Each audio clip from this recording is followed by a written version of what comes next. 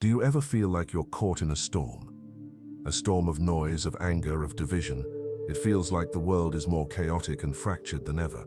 We're supposedly more connected, and yet so many of us feel completely, profoundly alone. We're constantly being told to pick a side, to shout louder, to want more. But what if that's the wrong approach? What if the path to putting the pieces back together isn't about winning the argument, but about rediscovering a kind of wisdom we've left behind? What if the ancient philosophies of the East hold the key to calming our cultural chaos and finding our way back to each other? This isn't just a feeling you have, it's a real tangible part of modern life. You see it in our politics, all over social media, and sometimes even across the dinner table in our own homes. There's this constant low-level hum of anxiety, a sense that the fabric of society is starting to unravel. But this isn't the first time humanity has faced a crisis like this. In fact, some of the world's most profound philosophies were born in times of incredible turmoil. So today, we're going to turn to that ancient well of wisdom. We're not looking for a magic cure, but for a different way of seeing, a different way of being, that might just be the antidote we so desperately need. Chapter 1. The Diagnosis, Anatomy of Our Cultural Chaos. Before we can find a way out, we have to get honest about what's really going on. This cultural chaos isn't some vague idea.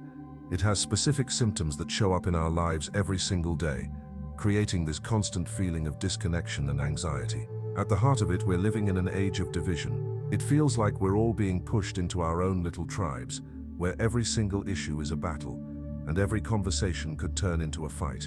We're surrounded by voices, supercharged by algorithms, telling us who to be afraid of, who to blame, and why our side is right and their side is dangerously wrong. This culture of opposition is built on a core idea in the West, the individual. Now, focusing on individual rights and expression has led to amazing things, but when we take it too far, it can lead us to see ourselves as separate, competing against everyone else, rather than as parts of a greater whole. We start to define ourselves by what makes us different, not by the humanity we all share. And then our phones came along and poured gasoline on the fire. Social media, which was supposed to bring us together, has created this bizarre new form of isolation. We endlessly scroll through the curated highlight reels of other people's lives, which just leaves us feeling inadequate. We're fed a constant diet of outrage because that's what gets the most clicks and comments. It keeps us agitated, always ready to be offended or to cause offense. We end up performing our lives and our opinions for a digital audience, and in the process we lose touch with the messy, beautiful, complicated reality of the world. The result is a society with skyrocketing anxiety, where we're all shouting into a void, feeling unheard, even though we're plugged in 24/7. Flowing underneath all of this is the quiet emptiness of consumerism. Our culture screams at us that the solution to any discomfort can be bought. Happiness is the next phone. Success is a bigger house. We've built our entire economy on creating and then trying to satisfy a bottomless pit of desire. But it's a mirage. The thrill of a new purchase fades almost immediately, and we're left with the same emptiness as before, just now needing something even bigger to fill it. This system frames human suffering not as a natural part of life we should try to understand, but as a technical problem to be eliminated with the right product. And when that fails, we just feel more lost than we were before. When you put it all together, the political tribes, the digital anxiety, and the hollow promises of materialism, you get to the core of the problem. We've lost our sense of the whole. Our way of life, with its intense focus on the separate self and on breaking things down into smaller and smaller parts, has made us forget that we are all connected. We feel like lonely fragments in a chaotic universe because we've been taught to see the world as a collection of separate things, not a single living system. We're so focused on winning our little part of the battle that we've forgotten we're all on the same team, breathing the same air. That is our cultural chaos. Chapter 2. The Prescription, the Wisdom of the East. So, if the problem is a deep systemic fragmentation, then the solution has to be a philosophy of connection, balance, and acceptance. This is where the ancient wisdom of the East offers such a powerful alternative. For thousands of years, philosophies like Taoism, Buddhism, and Confucianism have been asking the same questions about suffering and meaning, but they came up with very different answers that feel like they were written for our exact moment in time. Let's start with Taoism and the incredible concept of Wu Wei. When we're faced with chaos, our first instinct is usually to fight it, to exert more control, to force things into order.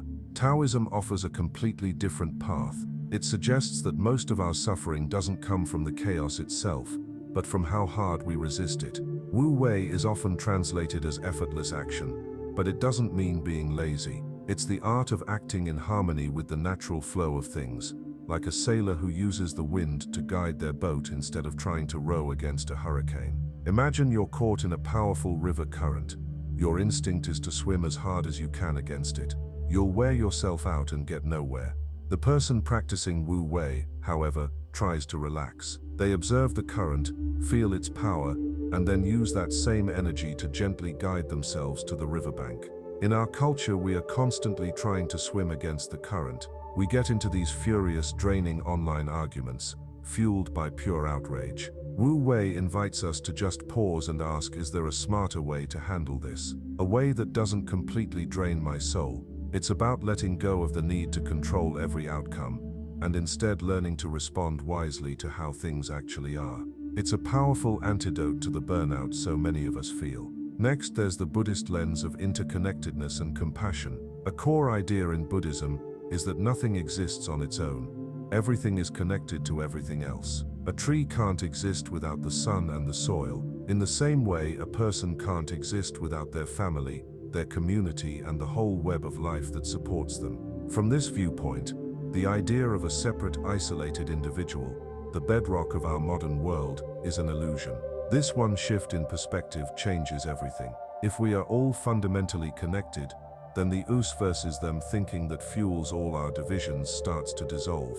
Harming someone else, even someone you disagree with, is in a very real way harming yourself. Their well-being is tied to your own. This isn't just a nice sentimental thought, it's seen as a deep observable truth. And when you really get this, it naturally gives rise to compassion, the wish for everyone to be free from suffering. When you approach a disagreement from that place, your goal changes. You're no longer trying to win, you're trying to understand. This doesn't mean you have to agree with them, but it completely changes the dynamic from a battle to a potential bridge. While Taoism teaches us to flow with chaos, and Buddhism shows us our connection within it, Confucianism gives us a practical blueprint for rebuilding order. Confucius lived during a period of immense social and political chaos in China, a lot like our own. His solution wasn't to run away from the world, but to rebuild it from the ground up, starting with each person. He argued that a healthy society is built on personal virtue and respect. Two key ideas here are Ren, which means humanness or genuine care for others, and Le, which is about ritual and social respect, the outward expression of that inner care. Confucianism teaches that social chaos is a direct result of a breakdown in personal morality. When people act without kindness, and when the basic rules of civil conversation are thrown out the window, society falls apart. This speaks directly to the ugliness we see online and in our public debates. The anonymous cruelty, the lack of basic respect, it can all be seen as a failure of Ren and Le. The Confucian solution is a call to personal responsibility. It says that if we want to heal our culture, we have to start with our own conduct. We have to actively choose to be benevolent and respectful, especially when it's hard. A good society starts with good people. Finally, let's look at the Zen mind and the power of the present moment. So much of our modern anxiety comes from a mind that is constantly time-traveling. We're either regretting the past or terrified of the future. Zen Buddhism says that the only way to find peace is to bring our awareness back to the only moment that's actually real right now. The practice of mindfulness is the training for this. It's simply paying attention, on purpose, in the present moment, without judging what you find. When you're mindful, you create a tiny bit of space between a trigger, like an infuriating headline or a critical comment, and your automatic reaction. In that space, you find your freedom. You can notice your anger rising without letting it hijack you. You can see your anxiety without letting it control your actions. On a larger scale, this practice could be transformative. It could short-circuit the knee-jerk reactivity that fuels so much of our chaos, allowing for more thoughtful, measured, and compassionate responses. It helps us step out of the cycles of blame and fear that have our society in a chokehold. Chapter 3, the application, a path forward. Okay, so understanding these ideas is great, But philosophy is useless until you live them. The beauty of these traditions is that you can weave their biggest ideas into your life through small, simple practices. This isn't about running off to a monastery. It's about changing your experience of the world from the inside out. Let's start with the Zen practice of the art of the pause. This may be the easiest one to start with, and it can change everything. The next time you're scrolling and see a comment that makes your blood boil, or you get an email that triggers a wave of anxiety, commit to doing one thing before you react. Take a single conscious breath. Inhale and exhale slowly. In that 3-second pause, you've just broken the chain of automatic reaction. You've created a space to choose your response, instead of being a slave to your impulse. This tiny habit can completely change your relationship with the world. Next, you can apply the Taoist principle of Wu Wei by practicing finding the flow. Once a week, think about one area of your life where you feel like you're constantly fighting, just swimming against the current. Maybe it's a relationship or a project at work. Ask yourself, what would it look like to just stop resisting here? Is there a way to work with the energy of this situation instead of against it? This could mean accepting someone for who they are instead of trying to change them, or it might mean finding a less forceful approach to a tough problem.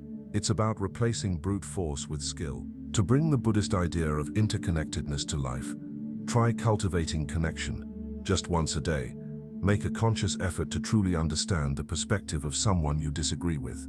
You don't have to adopt their view. The goal is just to listen without forming a rebuttal in your head. Read an article from a source you normally avoid, or talk to a family member with different politics, with the only goal being to answer the question, what pain, fear, or experiences might lead a good person to believe this?